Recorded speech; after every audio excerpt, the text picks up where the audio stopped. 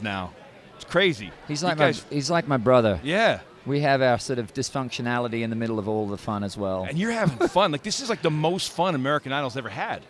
I just love him. I love the show. I love Jen, and I love working with those two every night. It's really fun. I mean, people always say, "What's it like off camera?" And Harry and I always say, "It's the same. It's it's the same off and on."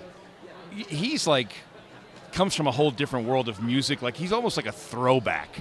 Like, could you imagine, like, if Sinatra and Dean Martin were still alive, he'd almost be like that kind of guy. Yeah, he's definitely from that era, particularly the jazz side of Harry, which is really what he is deep musicality. Yeah. You know. Yeah. I love it, and I love what you do with the artists, because you talk to them from a personal point of view, and because you've played the clubs, you've had to audition, you've been kicked out of clubs. I mean, and that's the hard way to come up. And you tell those people to find something inside. And there's a lot of the judges wouldn't do that on other shows. Right. And that's awesome that you're able to share that with those people. Well, because they obviously they got a gift, hopefully, but certainly by now, you know, at this stage of the show, they've all got something really special about them. And a lot of the times it's just fine tuning. They're like athletes, and they've just got a few little bad habits, but the gift is in the middle of it all. And I think our job is to just try and trim away all the stuff that doesn't need to be there.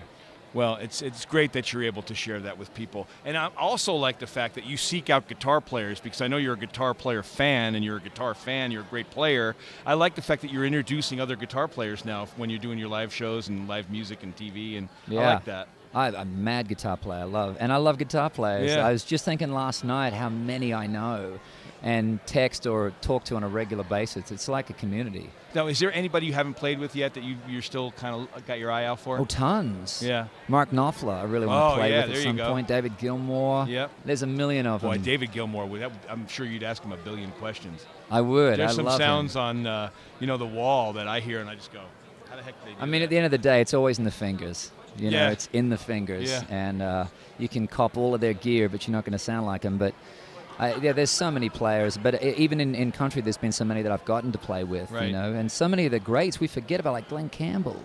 Oh, yeah. He's a phenomenal guitar player. Yeah, he was a great studio musician before he became absolutely. a star. Yeah. That's amazing. Well, I always appreciate you coming by, and I want to tell you on a personal note, you don't have to do this and be in this room and take 3 hours out of your day to come in and talk to everybody here at these tables. Thank you for doing that. Dude. Because I know it's important to you. Yeah. And I know you don't take this for granted. Well, it really is a community. I've always felt that. When I first moved to Nashville, I said, well, this is a community. And if there's one thing that makes country music what it is, it's a sense of community. And I don't think that's just about how we live as a family, right? You know, in our little neighborhood. It's also what the industry is. It's a community. Remember when Bruce Springsteen jumped over the wall at Graceland and went up and knocked on the door? Yeah. Does that still happen, or is that just a little bit crazy? I don't know if Bruce has done that recently. No, I mean, as far as like musicians wanting to meet other musicians, like, have you ever gotten the knock on the door? Like, no. It's a different era, I think now. I maybe. can't tune my guitar. It is. Yeah, it's a little. I don't know, but. I do love meeting young guitar players, and I email a lot of really young kids, you know, 14, 15, 16, who find my address and they email me questions. Nice. And they want to move to town, or they want to ask questions about certain gear, and I'm all about it, man. Don't stop doing that. It's all good. Because guitar players that help out other guitar players improves the craft. Everything, it's exactly absolutely. right. You bring it back to the collective. And no one's ever going to copy your thing, you know what I'm saying? Like, you can tell them every single thing that you do, it still won't be you. Right. But it can help them improve what they're doing. So I don't know. I'd never understood guys that hide that stuff or don't want to share it. Right. I'm like, what are you doing? Even What's Keith going Richards on? would share, and he's the best. Yeah, exactly. Absolutely. Yeah. Keith Urban, thank you. My pleasure. Have fun this weekend. Thank you, brother. And get the trophy. I'll take one of these just in case I don't get one.